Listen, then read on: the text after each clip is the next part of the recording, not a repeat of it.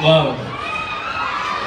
Yung narinig po namin sa backstage, sobrang pasasalamat lang po talaga sa Diyos.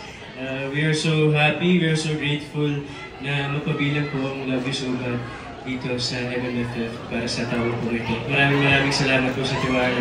At sana po ay magustuhan niyo po itong pelikulang ihahandog po namin para sa inyo dahil sure po ako na pinaghihirapan po talaga namin ito. Maraming salamat po.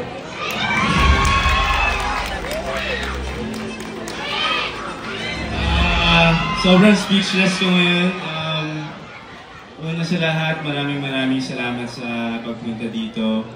At gusto ko magpasalamat, of course, sa MMDA, sa MMFF, sa opportunity na binigay nyo. Grabe, pinagdasal namin tong lahat. As in, gusto namin mapasama ngayong yung movie namin sa Christmas.